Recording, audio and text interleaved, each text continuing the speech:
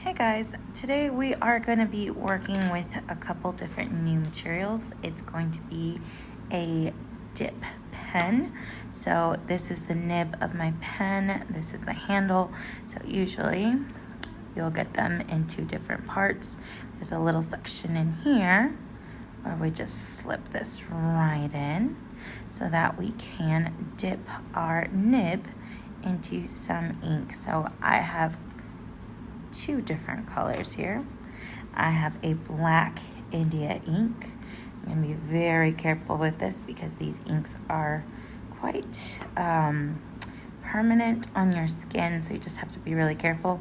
So right here I have my black India ink, and I have a sepia colored ink, and you can kind of see that color as I move it around. So it's more of a brown tone. Okay, I also have a set of round brushes, a little bit of water to the side, and you'll see my palette over here. We are going to be working with a couple different techniques with the pen and ink, as well as using that ink with brushes and seeing how we can use ink and water to create different washes and brushes in our sketchbooks. I have a few circles already drawn in. You can draw any shapes that you want to just make this a little bit faster and easier. I've literally just taken a washi tape and traced the inside just like that so that I can work on a couple different techniques. To get started, your nib has two different parts to it. It has the top, which is the curve, okay, and then you have the bottom, which is that concave. This little hole or that little slit in there is going to be what catches the ink. So you'll see the ink kind of going down. There's a split at the very end of your nib, and that is where all the ink comes out. So if I push it on my nail right there, you should be able to see that it pops open, okay?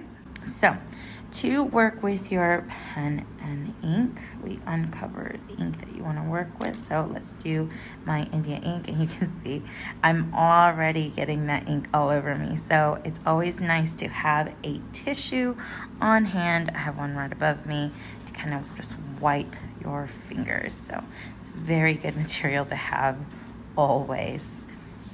So to work with my ink, pick this up very carefully. I'm going to dip this in like that. So I cover that little hole, as you can see, and I'm just going to touch that nib to the side so we can catch a little bit of that extra ink coming out. And you can see you're going to have to wash your hands after this one. Okay, so one of the easiest ways of creating a shading or creating a kind of mark on your paper is hatching, and it's one of the simplest things to do. So to hold or to do your drawing, you need to hold it so that the top curved part is facing you, so it's facing up, and that curve is facing down, and you're always going to go away. So let me show you. So push and go up, push and go up. There we go. The more pressure you put down, the thicker the line. The less pressure you do, it's thinner. So thicker and thinner. As you start to run out, you can just go ahead and dip it back into that ink. Tap it on the side to get any of those extra drips off. Be careful because you don't want it to drip onto your paper. Okay, there we go. So this is just called the hatching technique, kind of going a little bit fast here. You can see I've gotten a little bit better. There we go. Okay, I just creating these lines. Okay, so here I'm going to write this, and you'll see how I twist my pen. I try not to scratch upwards. I always try to scratch down carefully. There we go. This is hatching. Okay, so that's my hatching techniques. Then I'm going to go into this one. I'm going to do cross hatching, which is literally doing the same thing but going across different directions. Be very careful not to overdo it with your ink and oversaturate your paper because you will rip the paper. So just be very, very careful. The more hatching you do, the darker that space will become. So I'm just doing a few more hatches at the edge right there. So this is called cross.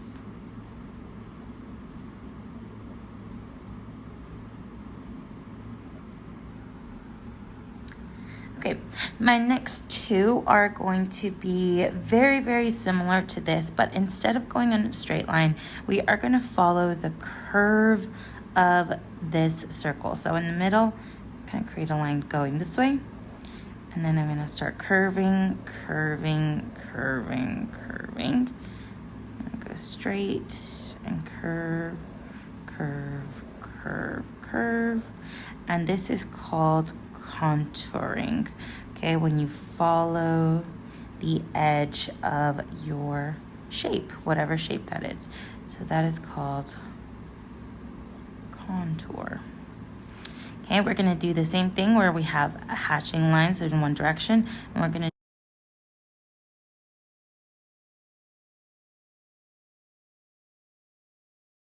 the more lines I overlap, the darker that space looks or becomes.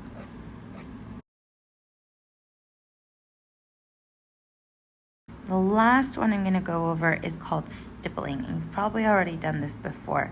With a pen, it's a little bit different. So what if you want to change your color? I'm going to just get that wet and clean off my nib carefully. There we go. As to not to crush it. And ready, just like a brush would be, open my sepia color. And I'm gonna do my stippling with my sepia color. Go in. You'll notice that this ink is a little bit thinner than the India ink. I'm gonna go right here and I'm gonna put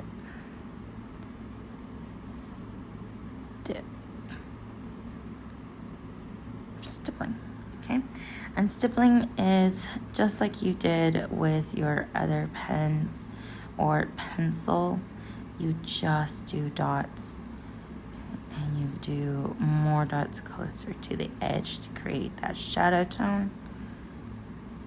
You just have to be very careful as to not smash that tip down too much, or else you will break it and ruin it.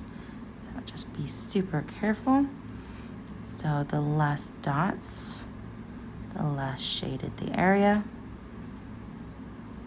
The more dots closer together. There we go. The darker that space is, and I can push down a bit with a bit more pressure, and I can get bigger dots.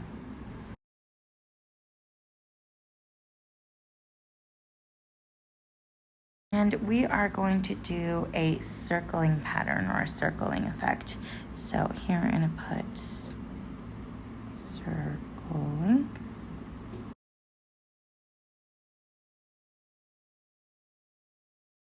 You don't have to finish those circles. You can do it so that they start to disappear. So let's get some more ink on there. So the circles closer together and they can overlap each other, no problem. Like I said, be careful when you are putting that too much ink on, else you will rip the paper. So just be very cautious about that. Lighter pressure.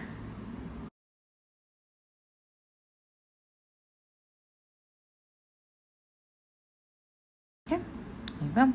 So if you want to do a little bit of other practice, you're more than welcome. You can push down hard and go thinner. Push down hard and go thinner. You're going to practice seeing your lines. Okay. You can do any other practice that you wish. I'm just going to go ahead and clean this off. I'm going to show you how to do a wash. Okay, so to create a wash, all you have to do, put to the side, is I'm going to take some water and put it into my palette. Okay, just a bit of water, and I clean off my brush, and I'm just going to touch the tip of my brush, so that toe of the brush, right into the ink, and I'm going to blend that with the water so I can create a really light wash. There we go. And I'm going to kind of play around with that ink, and then I'm going to put a little bit more and blend it with my water. You'll see it gets a bit darker, a little bit more. There we go. And I'm going to just go ahead and dip my whole brush and see what that pure color looks like. So that's kind of playing around with your brush. So this is a ink wash, and this is just that pure ink. Same thing happens with the India ink. Let's try a different brush, different size. You'll see that I'm going to put my water over here. A little bit more. Clean my brush off. Dip it in. And you see that that India ink is very, very strong. And I put it on here, and it still looks quite black on my sketchbook, so I'm going to add more water to it. Okay. I'm going to add more water to it until I get a lighter and lighter and lighter tone.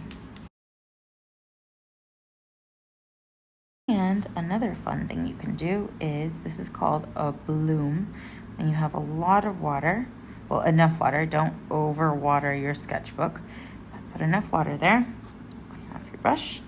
Take the pure India ink, just a little bit, and touch it. You'll see that it spreads out and creates a bloom, kind of like how flowers bloom. But that's only if it's still wet. Once that water starts to evaporate and goes away, that bloom, you lose the bloom effect. Okay, and you can see, working with just the tip of your brush, kind of creating some fun effects. There we go. You can add or create a drawing within the wash. So a lot of the masters created washes and then drew on top of those washes to create their beautiful pen and ink drawings. We'll see a little bit more of that this week. Okay, well, good luck. You can do more than these 6 techniques. These are just some of the basics. You have access to see a lot more. Remember, you can still combine any of these as well. You can do random lines, random doodles, and just have fun and experiment with your materials. Play around with your different tones and see what you can come up with. Good luck.